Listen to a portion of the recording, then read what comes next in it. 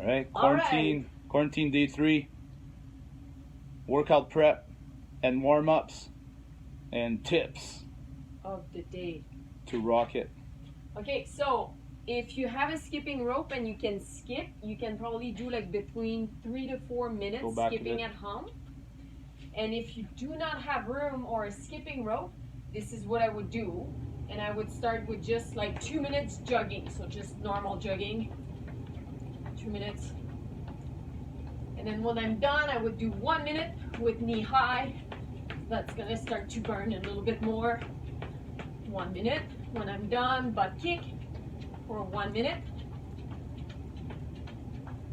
And then when I'm done, I would just normally jog for about a minute. After that, I would do 3 rounds of this. So I want to just warm up a little bit more my shoulder now. So I would do 3 rounds of 3-inch warm, where you walk your hands, get a push-up. If you have to go on your knees, go on your knees, push up, press back up. 1, 2, and 3. After that, I would do 6 inverted toe touch. So I go into my downward dog. I push my shoulder toward my toes and I try to touch my toe or my shoe or my leg. 6 total. 6. When I'm done that, I grab my PVC or any broomstick you have. I bend my knees a little bit.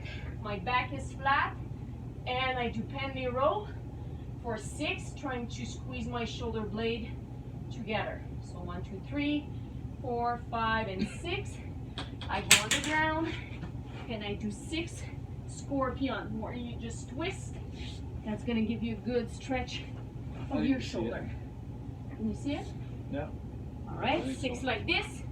And then I would do that again. So my 3-inch worm, my 6 inverted toe touch, like this, my 6 PVC penny row, and 6 scorpions. That's 3 times total. After that, we have part of the programming, 30 PVC snatch drop, which is great way to warm up. So basically, you go behind your neck, and then from there, we're not driving the bar, we're staying static, and we're just pressing ourselves down into a full squat. So the bar is gonna stay at the same height, and I'm pressing myself down. Stand up, You're down. dropping quick. And I'm trying to go as fast as I can. Up. So you might start nice and easy, and then add some speed as you go and feel better. So 30 of that. After that, let's talk about your options. So 100 handstand push-up is a lot. So David already programmed like the health and all these options. Don't be afraid to mix it up. So if you have a few handstand push-up, or like let's say a few strict, you can start by doing as many strict as you can, default to kipping, and then if you can no longer kip, then you start doing hand release push-up or a box handstand push-up. So first option would be hand release push-up. So when you do that, try to keep your toes on the ground, okay? So you go all the way down, hand release from the ground, and press back up.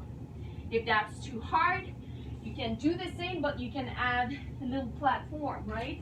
Could be like books like this. And then you go, plank, down, release, press back up. So that's much easier and a little bit different than going on your knees. Next option, my favorite, I always say that in class, is a box. So today I'm using these bins, whatever you can find, right? Could be your counter, could be a table. Is that sturdy? Yeah. So now your hand's gonna be as close as you can from the edge, and your Definitely knees not sturdy. close to the edge. From there, there's that rocking motion where I'm going through my hands and nose to my box or my bin, right? So you'll see it here. I like to crisscross my legs. So through, down, top of my head, pressing back up. aim for that tripod position. Your hands and your head should make a triangle. Tripod position, stronger. So what we're trying to do, guys, is avoid, again, going from elbows first. So I'm not loading elbows. I'm loading my shoulder through those 2 bucks. So just try to find something that is not too easy. If you're doing like 20 like this unbroken, 25, well, maybe it's time to do something else, okay? So that's one option after the push-ups. Then comes the keeping push-up, handstand push-up, or the strict handstand push-up. David will just demo one.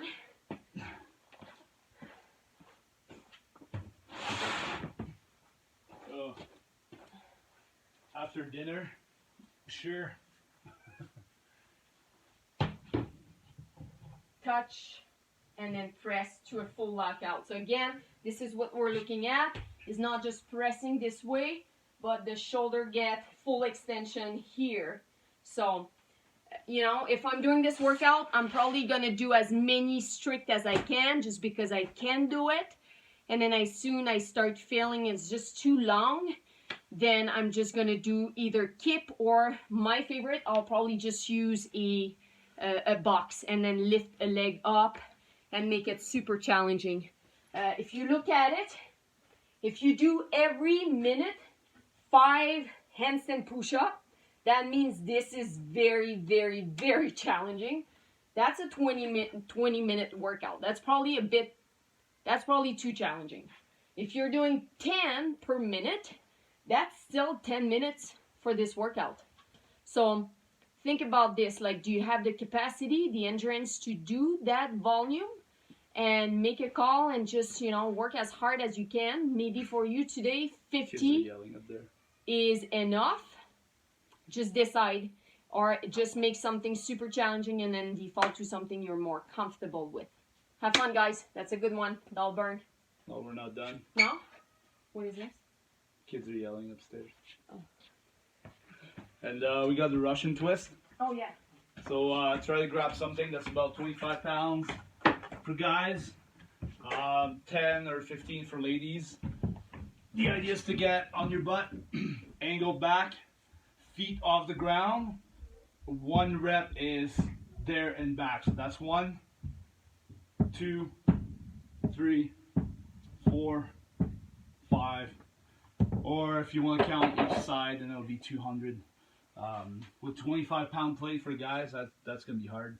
How you scale this is just touch the ground with your hands without any weights, or you could just have your feet touching the ground, so it's a little bit less hard on the hips. So yeah, it's gonna be very crampy. So yeah, that'll be good. I would probably get a couple minutes in between each component, but yeah, if everybody's at home and we got time, then take the time. It'll be better. We didn't cover the kip on the handstand.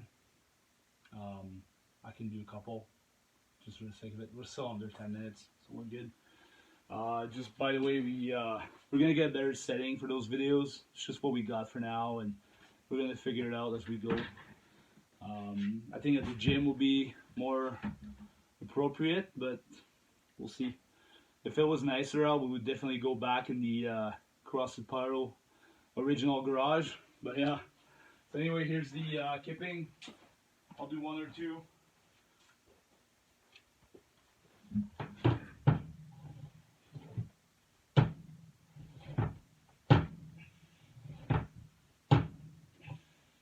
So that's the kipping handstand push-up. You can clearly see that when he goes down, his butt is actually on the wall, and then as he press, it's getting off the wall. So if you're too far out of the wall, then you might struggle. If you're too close, often you're gonna feel like you're gonna tip over.